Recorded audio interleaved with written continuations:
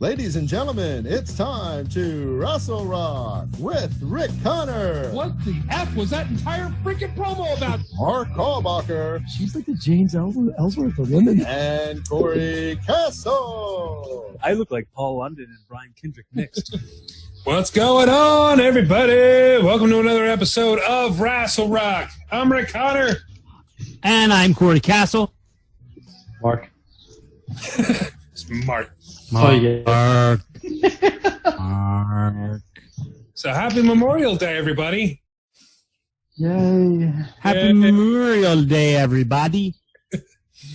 Everybody doing exciting things, cooking out, having a few drinkies. Soon. No. Well, tomorrow's Memorial Day, so we're having a little outdoor barbecue at my cousin's house, which is actually right around the corner from you, Rick. Oh, nice. So I'll be in your hood. All right, I'll wave from my window with my mask and gloves on. Hi.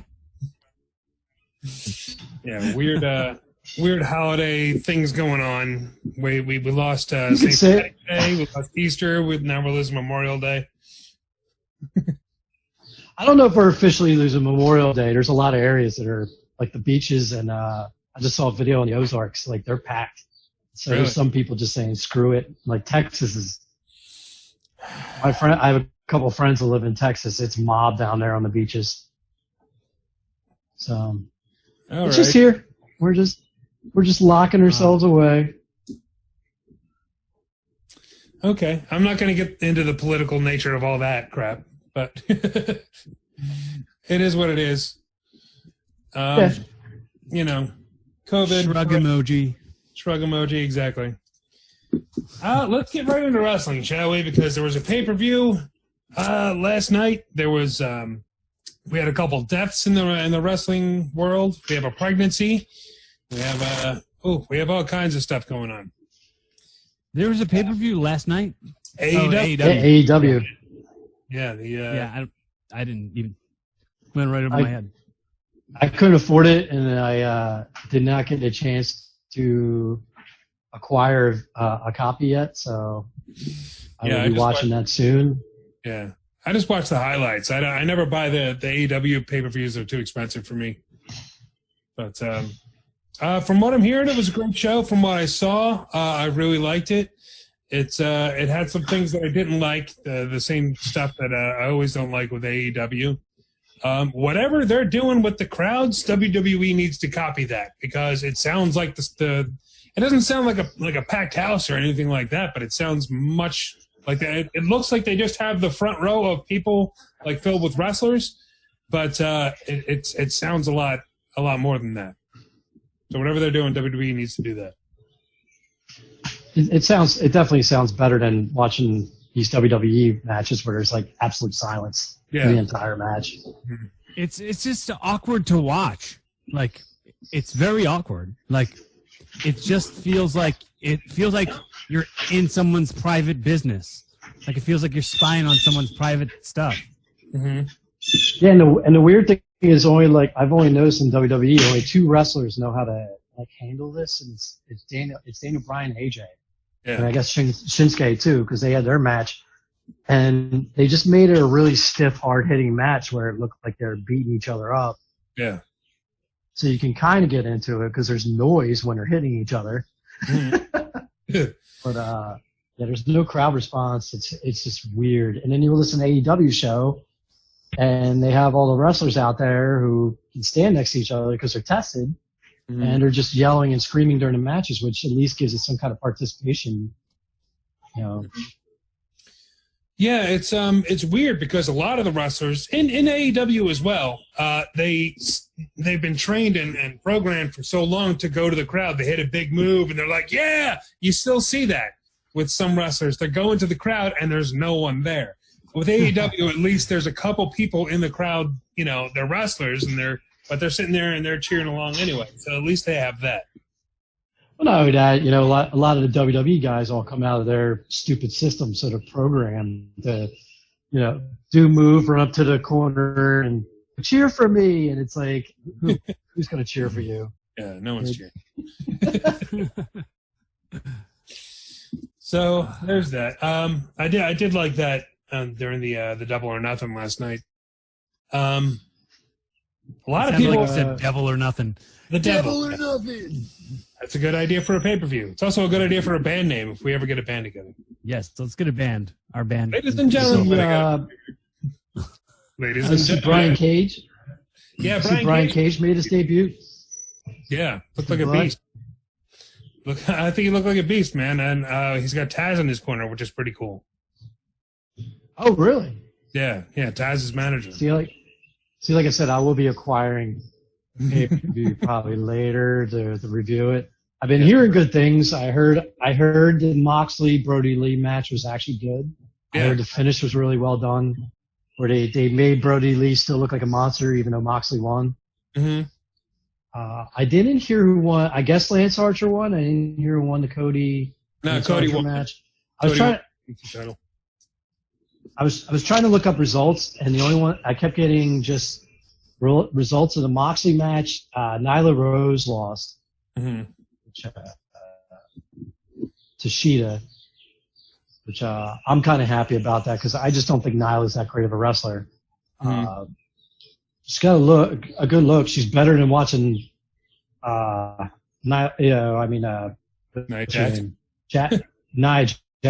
Rose and Nia Jax, really. Names are too similar.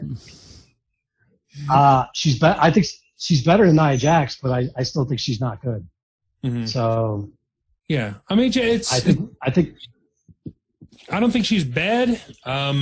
She doesn't really have anything that stands out to me. She's she could use a lot of work. They're using her as a monster right now, which is good, and it makes sense because she's big enough for that. But she doesn't really bring anything to the table. That being said, the match itself was good. I really enjoyed it. I think I still, even though it's Nyla Rose, I think I would have kept the title on her a little bit longer, just because it seems really quick. Cause she just won that at the last pay-per-view, right? Like a couple of months ago, or on Dynamite or something. Well, I think they're still trying to get their footing when it comes to the women's division. They're still not sure where to go there. And the one thing they do well with Nyla Rose is they actually know her strengths and they play the matches to her strengths, which is usually like really big power moves and, but it's just, I think they still have to figure out what they're doing with the women's division. So the title at this moment really doesn't mean anything. Yeah. Until they do that. I think they need to put the belt on Baker since she's the biggest thing they have and then build the women around her. Yeah, that would make sense. They had another women's match. The hell was it? Statlander and Penelope Ford. I didn't see this one. I don't know what happened. If it was just a really short match, they didn't include it in the highlights that I saw. So, oh, really? Yeah, I don't know. I don't know what happened with that.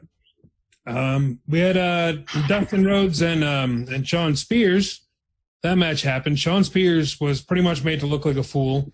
Got pantsed in the middle of the match, had Tully Blanchard's face on his underwear, right on his crotch, which was kind of funny. But it was like, man, you left being Ty Dillinger for this? Like, what happened?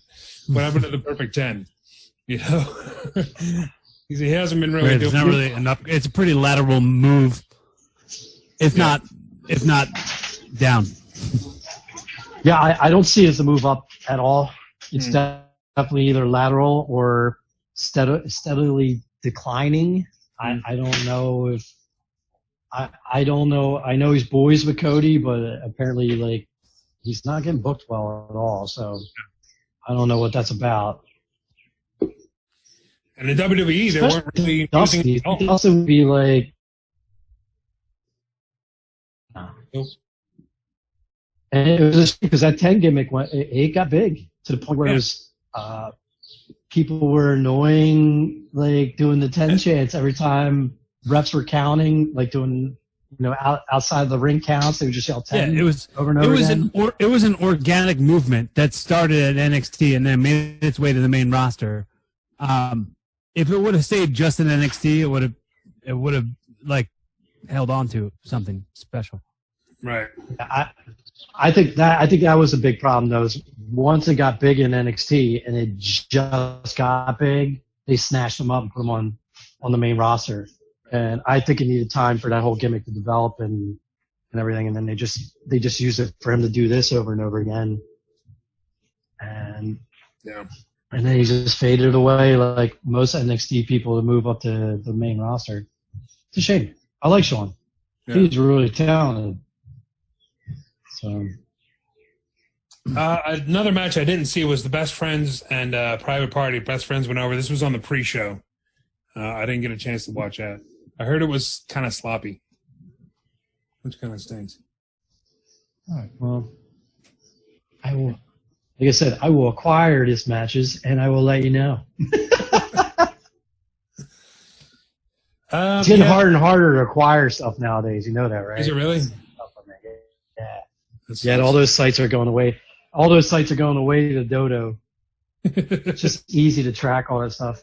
Yeah. But from the main thing, I'm excited to see this Brian Cage Moxley thing. I think that's going to be really good. I guess Taz is going to talk for him.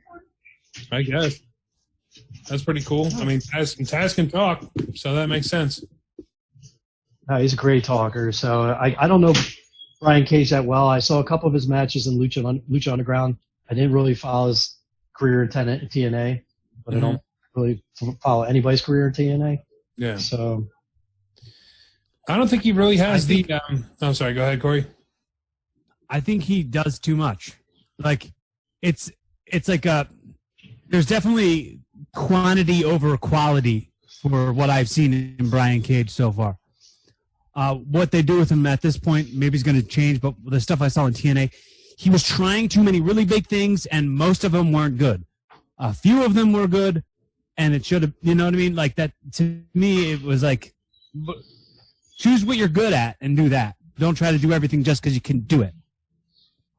Right. Oh, one thing is he's got a great look, so he looks like that throwback. He looks like that throwback, 80s, mid-90s wrestler, just giant, He looked like he would be in the team of High Impact in WCW. He's going to be on that. Rage and Chaos. I enjoyed the casino ladder match thing. It was a mix between Money in the Bank and the Royal Rumble, where they had somebody come down every 2 minutes or whatever it was. It was enjoyable. I liked, again, Orange Cassidy did his little foot thing where he kicks people as light as he possibly can, because that makes sense somehow.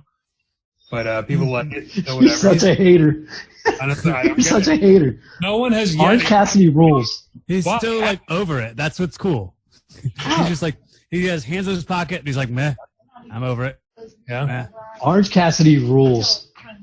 How does just he let it? Just let it happen. Just let it wash over you, Rick. Just let it. It's not going to wash over me at all. He's just different. His comedic timing is fantastic, and he doesn't do anything for it. It's just he's doing a lot with little, and it's great. You don't see that often in wrestling anymore. Mm-hmm. But then when it's time to go, I mean, you've seen him wrestle Pac. Yeah, the guy can go. Oh yeah. So he was in Chikara. He was one of the ants, the fire ant. I think he was.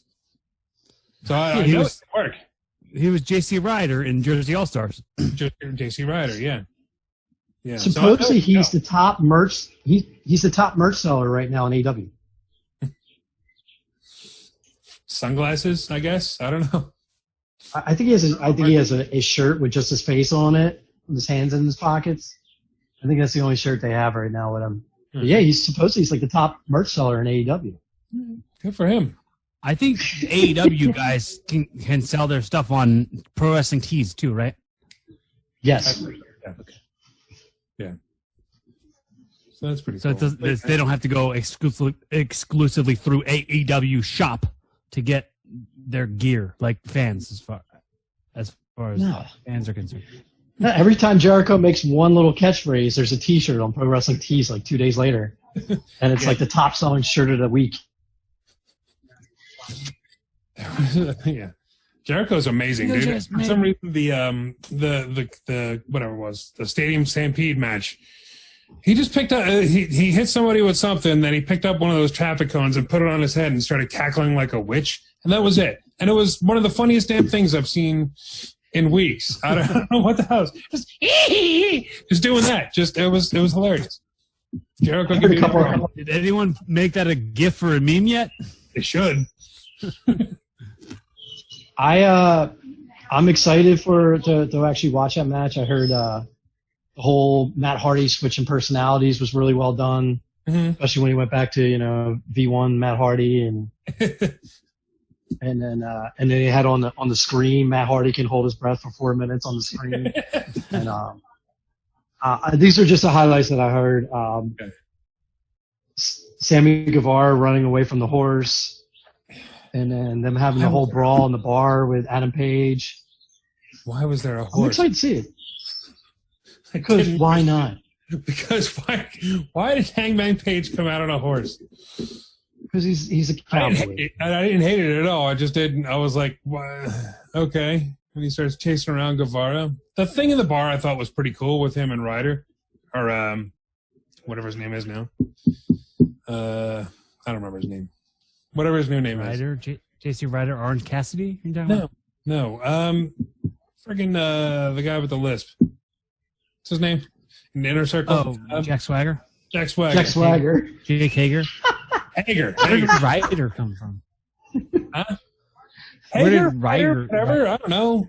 Oh, I thought you said Ryder, like a Ryder truck. I think I did, but I don't know. Hager, Fager, whatever. I don't know his name. Devil or nothing. Just be Jack Swagger. Who cares?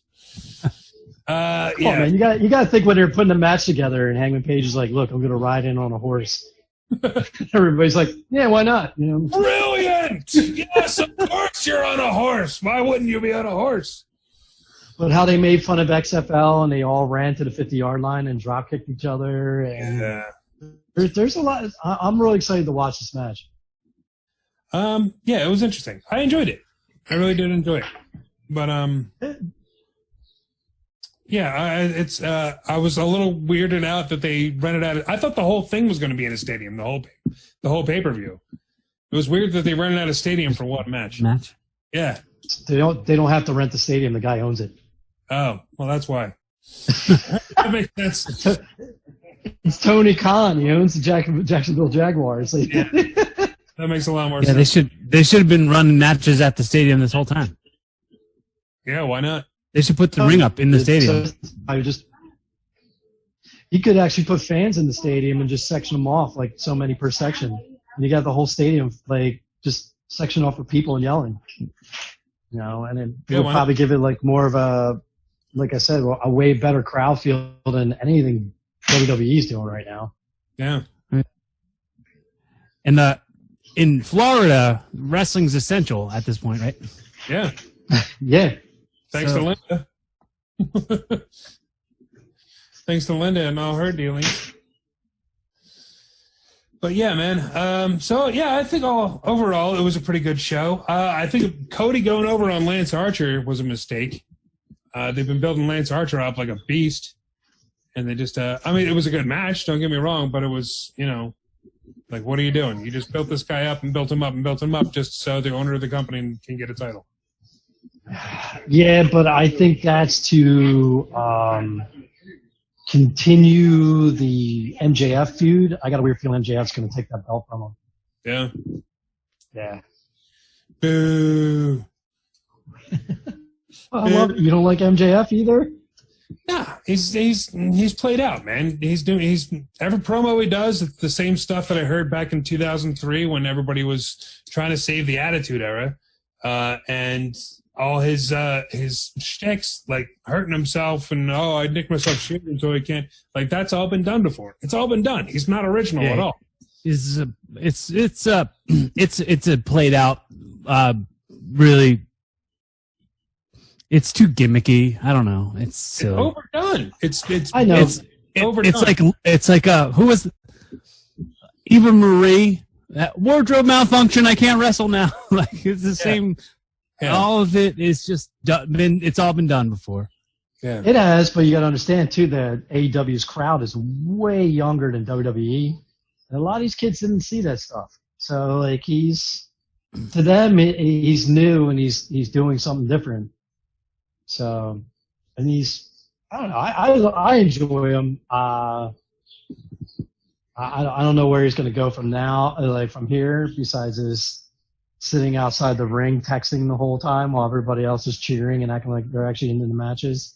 But I got a weird feeling what's going to happen is most likely him and Cody are going to continue their feud. So, is that all the coverage of the pay-per-view that I didn't see? Yeah. I think we covered everything. Okay, I want to ask you guys a question. Yeah.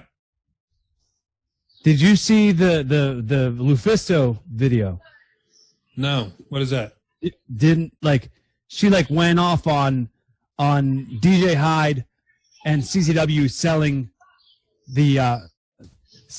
the women's like the WSU footage to some like softcore porno site, and they're like it's put like the babes of CZW, all the asses, and like double D's. It's all just the wrestling matches, but it's being sold as it's like softcore porn, and now everyone's blowed up and everyone's turned against CZW and DJ Hyde.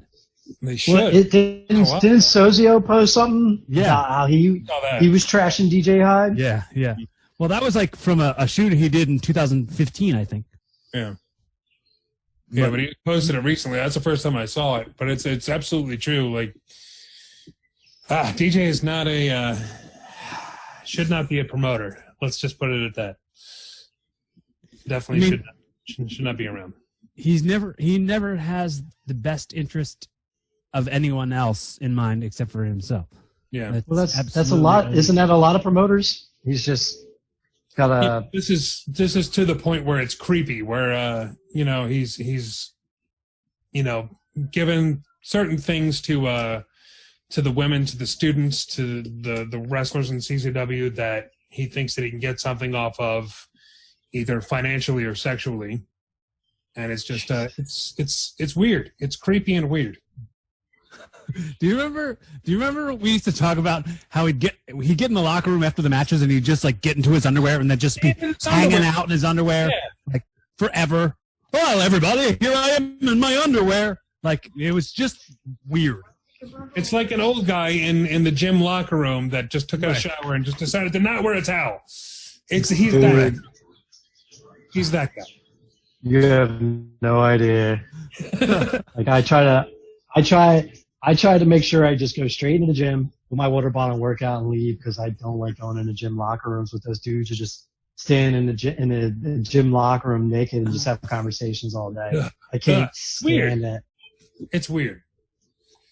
I was at the locker room in LA Fitness, and this guy walked out of the shower and he had a towel on, and he took his towel off and he stood on the scale. Yeah. I'm like, and stand there naked. I'm like, that towel doesn't weigh that much. You can keep it on.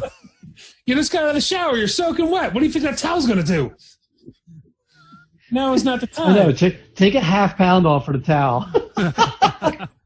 Just factor that in. Oh, my God. The worst is the guys have one leg up on the bench but are naked. Oh, yeah. Oh, yeah. There's a dude. There was like 4 dudes all sitting around. And they were all naked or partly naked. And the one dude stuck his leg up on the bench like this. And he was like, well, let me tell you a story about my first Corvette.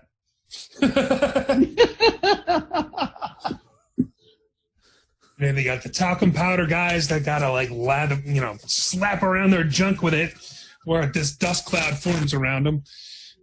Ugh. Yeah. I had a couple of buddies in the Army used to do that. I mean, if it's refreshing, that's nice. Just keep it the hell away from me, please. Just do that stuff. Yeah, so I know. The funny thing is, like, going into, I was I was listening to Sozio and Ash both did Vito Tomaselli's podcast, and I was listening to that, and they were talking stuff about stupid DJ stuff, and I was thinking like of how it was like, you remember you and I, Rick, were at the CZW school for like a year or two before he ever showed up. Mm-hmm. And like, he struggled like crazy to do a foot bump for the first time. And we helped him with it for weeks. Mm-hmm. We were helping him for weeks with the flip bump. And then his very first match was against me and Jude, and we put him over clean. Mm-hmm. And he never thanked us. No, not once. But in calling the match, I was like, okay, and then I'll do something, work it up, blah blah blah. Then you give me a kitchen sink, and he was like, nah, I don't like the way you take flip bumps. You don't like the way I take flip bumps? You can't even take one. The magic of DJ Hyde. The arrogance. The ridiculous arrogance. Mm-hmm. Should just get the guys on and tell stories about them then. Yeah. Do a show and have them all on. Tell stories about them.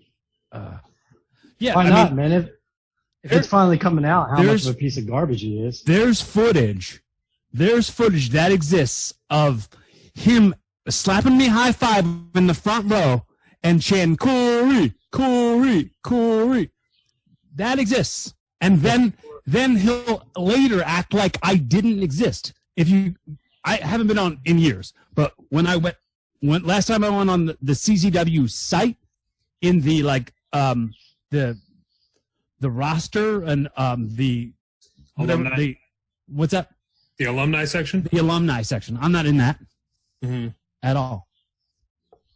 But I mean, there's moments. There's like shining moments where he's good and he's nice. Sure. Like when you went down to the Dojo Wars and he like introduced you to everybody and said all those nice things about you. Yeah. He did that to me too. Like, but doesn't mean it's a blanket to be a shithead all the time. Yeah, it doesn't erase years of him being an asshole. So yeah, stay away from CZW and DJ Hyde because apparently they're marketing their women's matches as softcore porn. Canceled. So should we stay with negative news or go somewhere else with this? Let's go as far away from it as we can. There's not too much positivity going on. There's Becky Lynch is pregnant. I don't think we got a chance to talk about that yet. That's not positive. Becky Lynch is pregnant. That's the only positive thing that there is. Other than the fact that she had to give up the belt, which kind of sucked. They did a little celebration on Raw for Asuka, right? They did. Yeah, they did a celebration on Monday night, and Asuka and Kairi Sane were out there, and of course Nia Jax came out and basically later claimed the belt, and then they knocked her out of the ring, and then later on she jumped Kairi again. For some reason, she keeps going after Kairi first. Rick, when you were out of the room, I was talking about that backstage segment they did where Asuka like just kicked her in her head and she fell down on like a real crappy whoops, like she fell onto like clearly it was a futon. It was definitely a futon, and she fell on it and she went I think they're scared of her falling on anything that's not a ring or some form of mat. She just doesn't know what she's doing, and she's so injury prone on top of it. So if she's not causing injuries. So why put her in there with Nia Jax? She's like the queen of injuring people. That's what I mean. Like I'm saying, Nia Jax is not only is she injury prone, she hurts people. So so put her in there with the champion. I don't know. I don't see Nia winning the belt. I just see this as a match placeholder until they build up Shayna, and I think it's going to end up being Asuka versus Shayna. I think I have a point to make, and this might also be the reason why Rick's never liked Nia Jax. What's that? Nia Jax is the DJ Hyde of women. Yeah. Accurate. That's accurate. Accurate. That is that is an accurate statement. I don't know, man. I just watch the way she moves and all, and I don't even think she's bounced back from the knee surgeries well either. She doesn't look like she's walking well. Or they need to have her cut her weight down because that'll help her with her knees. But like the last time I seen her walk into the ring, what was it, during the ladder match, during the Money in the Bank match? It looked like she could barely walk in the ring. Yeah. So, I don't know. She always kind of it looked like she always kind of had a difficulty walking. I don't know if she has like a history of knee injuries or anything like that, but wasn't it double knee surgery this time? Yeah, that's what I mean. Double knee surgeries, and this is not a knock on her, but you should seriously look into weight loss when you do surgeries like that, because it's not good to have a double knee surgery and put that much stress on your knees. Yeah. So I don't know. I'm just hoping this is a placeholder and not Nia Jax winning the belt. I'm hoping that she just is the feud until they get to Shayna and Asuka. Because I guess they're going to turn Asuka and Kyrie faces now. Yeah. Now that Becky's gone, they don't have a real. That was pretty. They only have one face on. What's it's that? hard to tell what's it looks like what. They only have one. I'm just saying, though, it looks like they only have one face now on Raw. They have Liv Morgan. Because Natalia's starting to do this weird temper tantrum thing, so they're already going to turn her bad. And then you have Nia, Shayna. Charlotte Flair is on every show, including AEW. She's like on everything. It's so annoying to see her face on every show. Yeah, I don't fully understand that. She's the NXT Women's Champion, and then this Friday she gets a SmackDown Women's title shot, and for no reason whatsoever, she's getting a Raw Championship match on Monday. Did you say including AEW? Yeah, it's just like it just seems like she keeps popping up. If there's a show, she shows up on it, and then I gotta listen to her talk about being the queen. She's gonna go over on.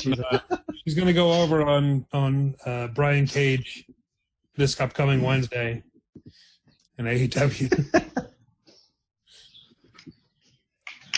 Yeah, I think it's a little too soon to be taking Austin Theory and putting him in a different faction. He went from one heel faction to another. Are they splitting up the Selena Vega feud faction thing that they had going on? Are they trying to put Orlando Cruz or Apollo Cruz, whatever his name is? Are they trying to put Apollo Cruz with them now? Is that what's happening? Supposedly Apollo Cruz is supposed to turn heel and join one of the factions, but I don't know. I guess it's going to be Selena Vega's. I don't know, but did anybody notice how weird it was that they threw the only white guy out of the Spanish group and throw him in with the all-white group? Is that just me? AOC's not white. What's that? AOP's not white. Well, they're gone. What happened to them? Did they get released? I don't think so. I think they're just one of those. They're one of the There are a couple of the people that are deciding to stay home instead of going to work. They're just writing more pain at home. They're authors. I'll have a whole new book written for you. Coming this fall from the authors of Pain.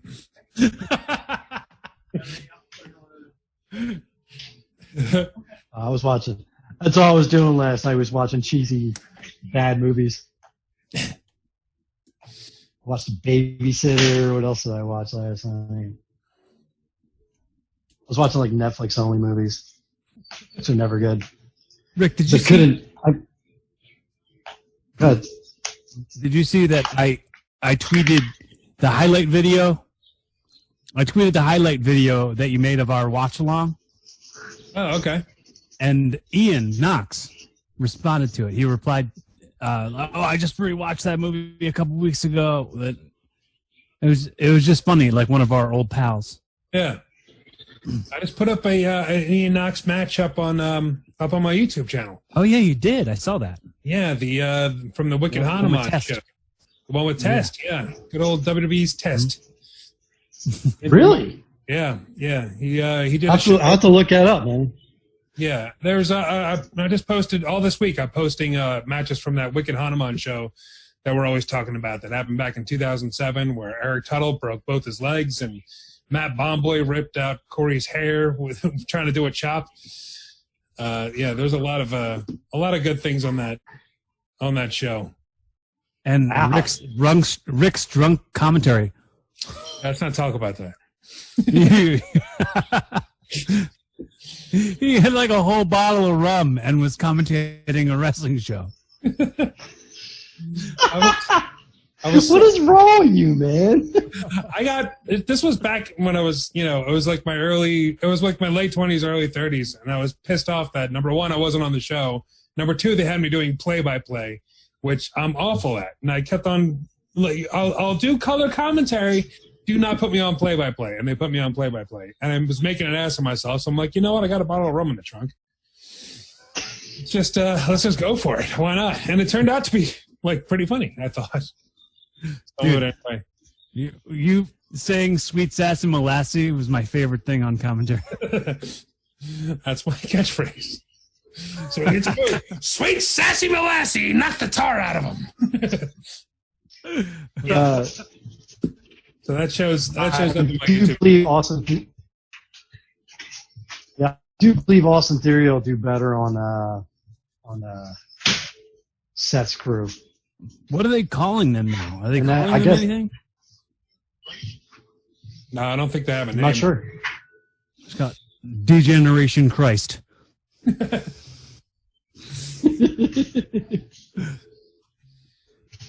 don't think they have a name or anything. D-Cross. No. Somebody had some name that had something to do with Seth Rollins being the Monday Night Messiah, and it was something like, the crucifixion or something like that, or something along those lines. It has Disciples? The Disciples. Yeah, it was better than that. Thank you. The Disciples have been used before. They had the Disciples of Apocalypse and everything else. I mean, it was something different. It was something newer. It wasn't just recycled crap. That wasn't an insult for you, Corey. Jeez. No, I know. I'm kidding. What was the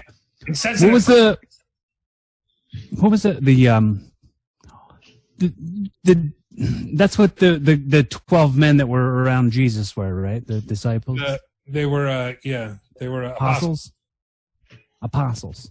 Mm-hmm. You can't even do acolytes. No, you can't do acolytes either. You can't do apostles. Call them the zealots. Call them the zealots. There you go. Okay.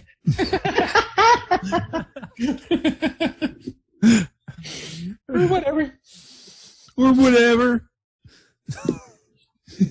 Yeah, but that's the thing is I'm trying to figure out. There's not much to talk about WWE again this week. We had an NXT match where he broke up Rhea Ripley and Io again. So now Charlotte's got to wrestle both of them at the same time. AJ and Shinsuke was a good match. I thought all of SmackDown was good. I really enjoyed SmackDown. That was okay. I wasn't a big fan of the whole Otis storyline the way it was going. I still think they're going to end up stealing the money in the bank from him. Yeah, that's probably. Sadly. But I thought Hardy versus Sheamus, I thought that was really good. I didn't like the finish again. I know we're stealing Simon Miller's gimmick, but with the surprise roll-ups, come on, WWE. Speaking of that, Drake Maverick won with one. Yeah. Drake Maverick, man. They're either just pushing him to finish out his contract, like the 90-day compete. They're just the compete clause. They're just having him work through that, or it's a work, dude. Work, yeah. Maybe the whole thing was a work, and it was just. I don't know, because his video of him crying, that looked pretty legitimate. I don't know how good of an actor he is. So I'm kind of looking forward to that. I'm looking forward to the triple threat match with Drake Maverick next week. That should be good. Yeah. I liked Bailey versus Flair, even though I didn't like that it was for the title. I thought it was a good champion versus champion match, Bailey and Flair. I enjoyed that match. So is MVP managing Bobby Lashley now? Yeah. Or kind of. And then, like, what's up with Lana? Is she not a part of it anymore? I think they're trying to phase Lana out. I think she's going to leave now that Rusev's gone. I'm totally fine. So I don't know how much longer. I don't know how much longer she has on her contract, but I think they're just going to phase Lana out. I don't know. She must hate money then, I guess. Vince, listen, I know that I am not Russian anymore, but I just have to talk to you about how I hate money. And I would like you to not put me on your shows anymore because the money, it is too much, and I don't like the money.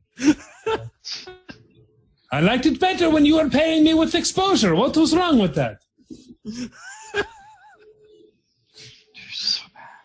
So bad. Now they just have her scream. That's all they do. Yeah. It's so annoying. She's another person. Her gimmick is just that she's annoying. She's Vicky Guerrero. Yeah, but Vicky Guerrero was really good at it. So what was the Dookie the diaper sock? Sorry? On the dirt sheet they had like little puppet thing. Yeah. And the one's name was Dookie the diaper sock. Miz and Morrison. Yeah. It was Miz and Morrison. Yeah, it's I actually enjoyed that whole show, that whole dirt sheet segment. That seemed like fun. That part was a little rough with the puppets, but I really enjoyed John Morrison. Kept cutting off the Miz. What did he say about Becky Lynch?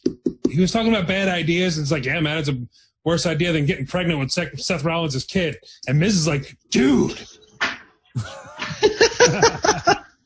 Like what? I'm just saying.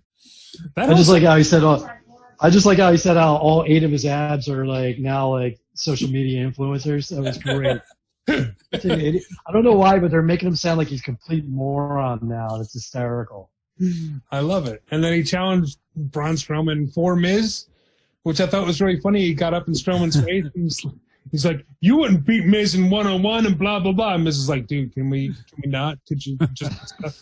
And then Strowman's like, "Is that a challenge?" And Miz is like, "No, it's not." He's like, "Challenge accepted." He's like, "Damn it!"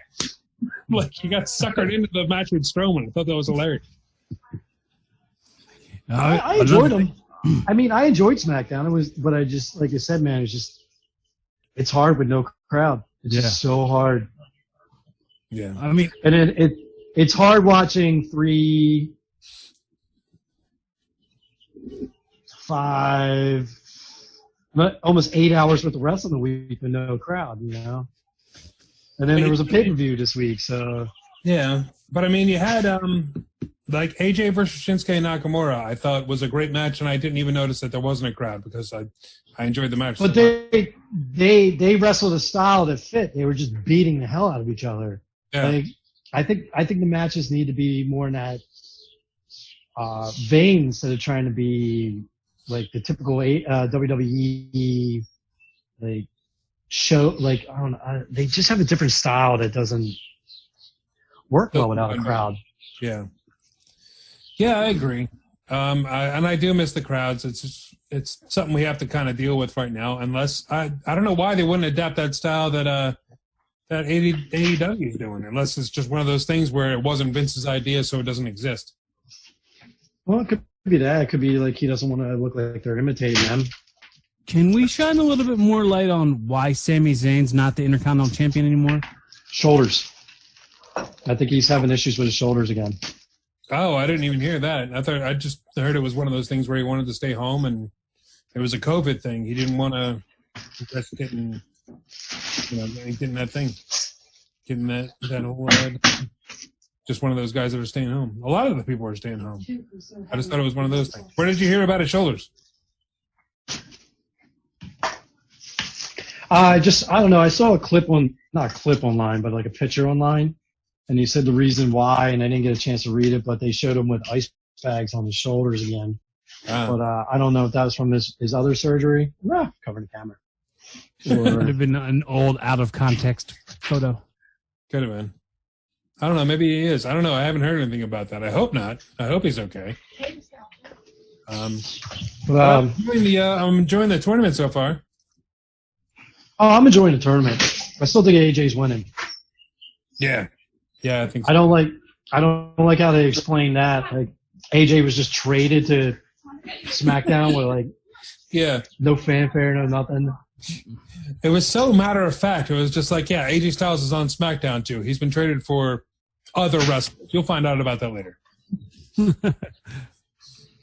It doesn't matter. Like, so many people are getting let go, and like none of that traded, like none of the roster specific, none of that matters at all.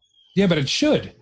It should matter. They did a brand split. They made a whole big thing about how Raw is Raw and SmackDown. But during the quarantine and the COVID, like that part should be like, we're going to get the wrestlers that we get and we're going to show them to you because we had to let people go and other people don't want to be here.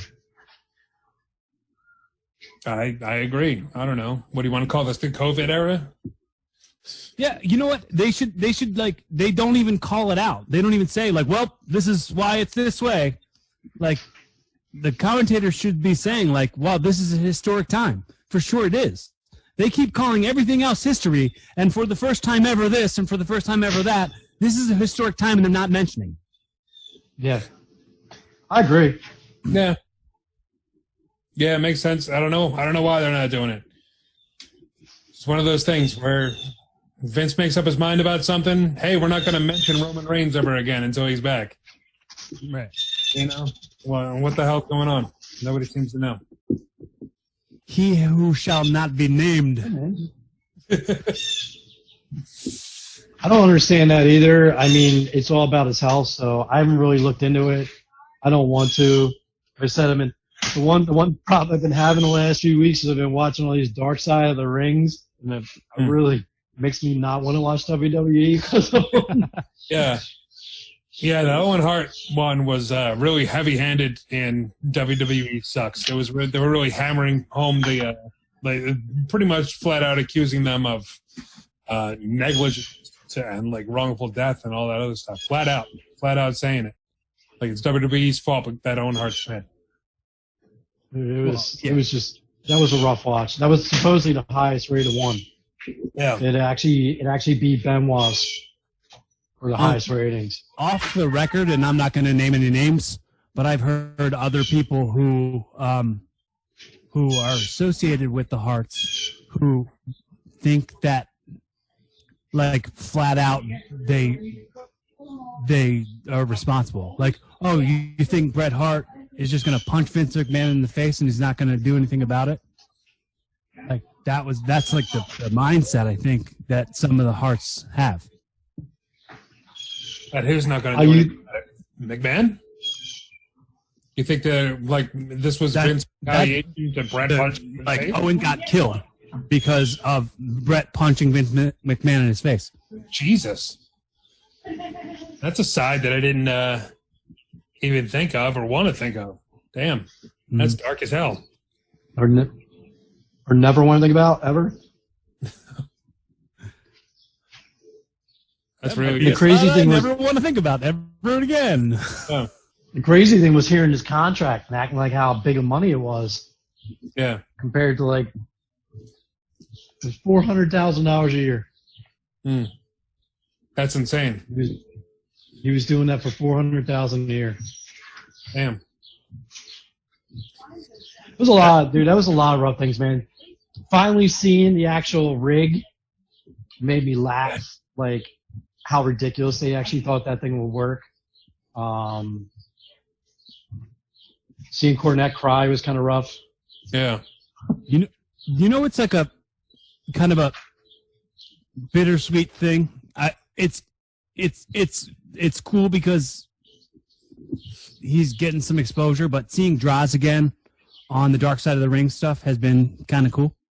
Like, it's cool to see him again. Like, he's been disappeared for years. Yeah. Yeah, like I said, and you said he's happy, so like as long as he's okay with everything. But that's one I'm surprised they haven't done.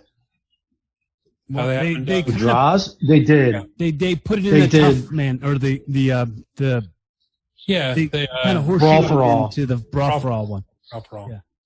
Yeah, but it was. I think that's enough for its own thing, don't you? I don't know. I don't think the footage exists. I don't think there's any like wrongfulness to it. Like they kind of were like, D'Lo was like, yeah, I mean, whoops, and we cried, and it's what it is. Like, and Droz is like, yeah, I'm not mad about it. That's definitely the one I enjoyed the most. Like, that wasn't like a downer. Was the brawl for all.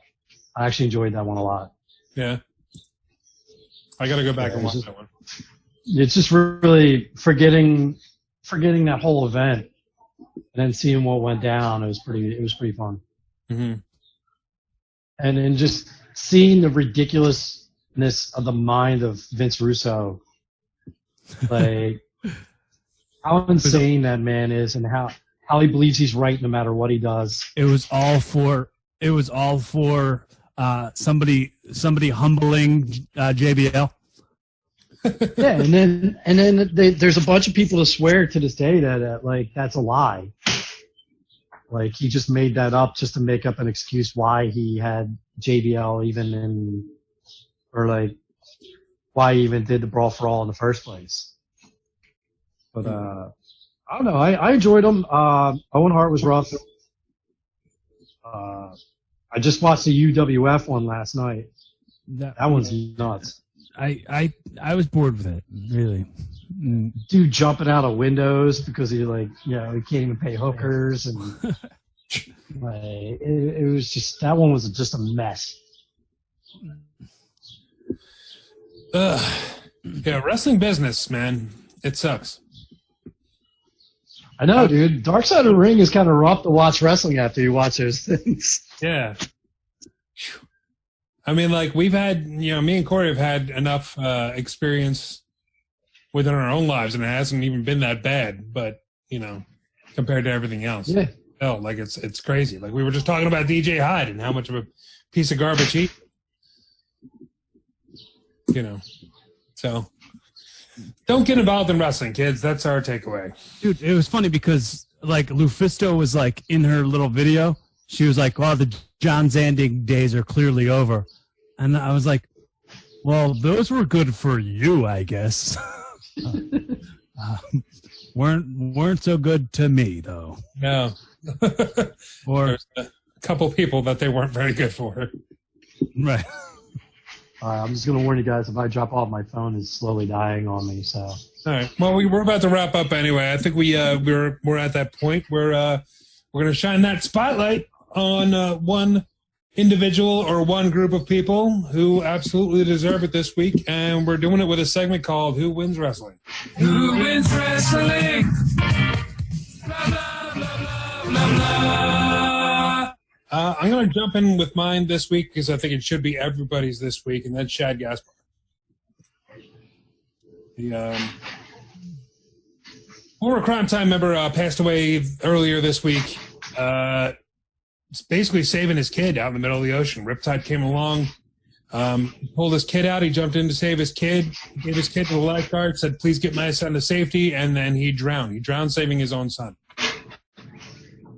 I don't think there's any other bigger sacrifice that that you could possibly make. So, Chad's my pick. It's a shame. I hear a lot of good things about him. He was only 39. 39, yeah. It was rough, man. I watched this week the video of him and MVP watching Kofi win the championship at Mania and crying and stuff. It was a good moment. Yeah. And everybody says I'll see that. stuff like that with the with him saving his son, and like people say he was just like the most selfless person that's ever been around, that anybody's ever known. Like he just does stuff like that. I saw a post from Emil Hirsch, the actor Emil Hirsch, and he was like talking about how Shad was like the guy who gave him all the fatherly advice when he found out he was going to be a dad for the first time. I was like, well, I didn't realize that he had that reach, where Emil Hirsch, the guy from Girl Next Door, was friends with Shad Gaspard. You never know. Yeah. You never know.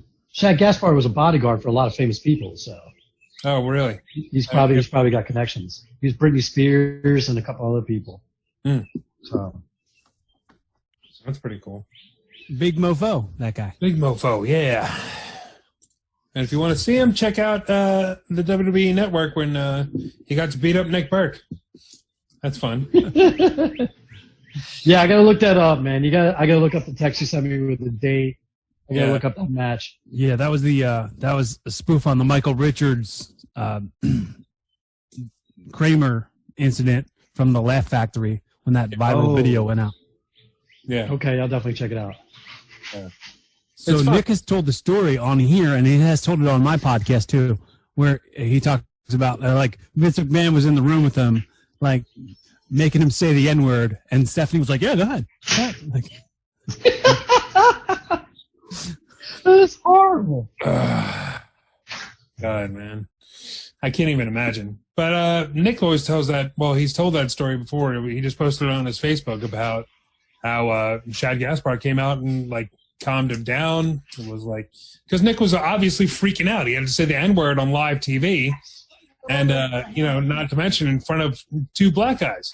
Well, of course he was panicking, and he didn't want to. He was upset that he thought he was obviously going to come off as a racist, and Shad talked him down, talked him into it, and was like really comforting and saying like, listen, it's just business, it's just entertainment. So Nick told the story on my podcast, like when he had to just do like real hacky, stupid jokes and like start getting heckled. And he was like, wrecked him, damn near killed him. Yeah. That's how the segment starts. Yeah. Does anybody else have a Who Wins Wrestling? Did you guys Austin Theory. Austin Theory? I'm going with Austin Theory. This kid is going from Evolve to NXT to Raw to now being in the top stable in WWE within a matter of 3 months.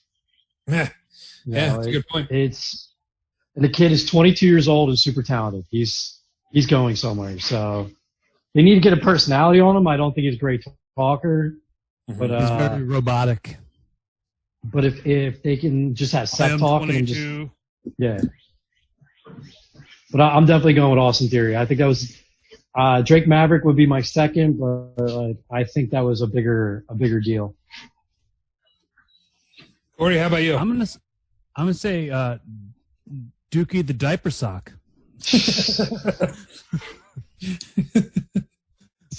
I enjoyed that whole segment, man. I can't fault you on that. Oh man, right, let's go home. I want to eat hot dogs and potato salad and stuff. Happy Memorial Day, everybody. Check out, I'm going to run through my plugs real quick. Check out my YouTube channel, tinyurl.com/YouTube Rick Connor. See all those matches that we were talking about earlier. Check out my other podcast to do with Mark's sister, Karen. You can see it. You can go to the website, Starbug42. That's STARBUG 42 .podbean.com. And you can become a patron there and actually help us out. You can check out our Teespring shop. It's where you can find our merchandise, teespring.com/stores/Rassle-Rock. Everything on there is connected to a different charity. Anybody else got anything else? Yeah, check me out on the Roast Ghost podcast. Roast Ghost podcast. I did an episode of Eli Sayers' Roast Ghost podcast where Eli, Zach Amico, and I roasted Stone Cold Steve Austin, and it was a fun time. And this most recent episode, I had Dan Soder on, and they roasted Randy Savage. Dan Soder does an amazing Randy Savage. Yeah. And check out also on Toxic Radio, Shock Culture Now with Josh Colon and Angelo Johns, Mr. Entertainment. I just did an episode of their show yesterday. And check out Evolving with Corey Castle. I just had on Todd Glass for the second time. That's on my YouTube channel. It's not yet on the iTunes or anything yet, but it's everything's scheduled to come out on iTunes and everything up until the end of the summer. Very cool. Nice.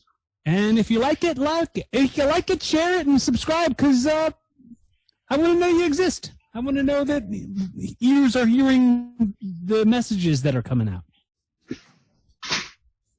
All right. Happy Memorial Day. Hot dogs. Hot dogs. Hot diggity dog. That'll about do it for this episode of Rassle Rock. Thank you very much for joining us. I'm Rick Connor. I'm Corey Castle. Mark Albacher. Until next week, keep watching wrestling.